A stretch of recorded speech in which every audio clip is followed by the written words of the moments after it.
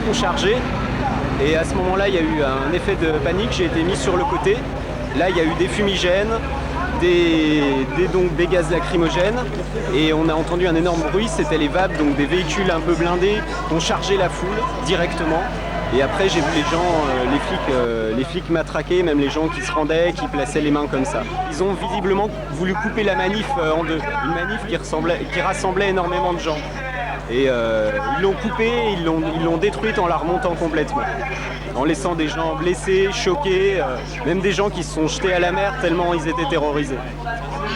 Donc il y avait les hélicos qui tournaient autour, sur la mer les frégates, les bateaux.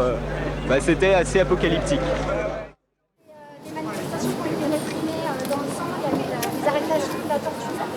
Et on a pris dans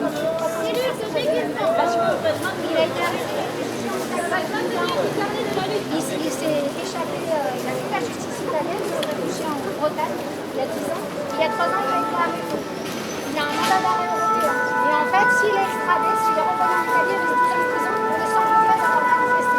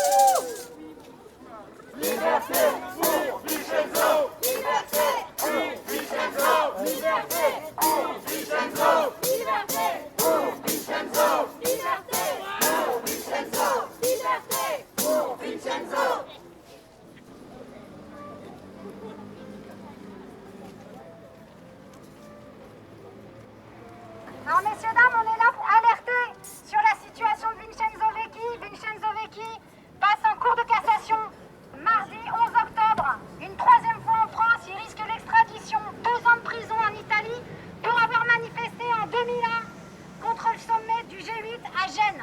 2 ans de prison parce qu'il est soupçonné de dégâts matériels à l'occasion de cette protestation à laquelle 300 000 personnes ont manifesté. C'est une loi fasciste qui a été éditée sous Mussolini en 1930 et qui a été ressortie des cartons pour l'exemple. Il y a eu 10 personnes qui ont encouru, qui encourent ou qui ont purgé 8 à 15 ans de prison pour avoir manifesté en 2001 à Gênes. Nous on s'oppose, nous on alerte et on proteste contre cette loi inique et on vous invite à vous informer, à aller sur le site Comité de soutien Vincenzo, signer la pétition, vous informer, relayer l'information, soutenir financièrement si vous le pouvez. On vous invite à nous rejoindre le mardi 11 octobre ici à Marseille devant le consulat italien de midi à 13h30. Pareil pour montrer qu'on est contre cette injustice et qu'on proteste et qu'on est solidaire. Es una fusillade, c'est una flor de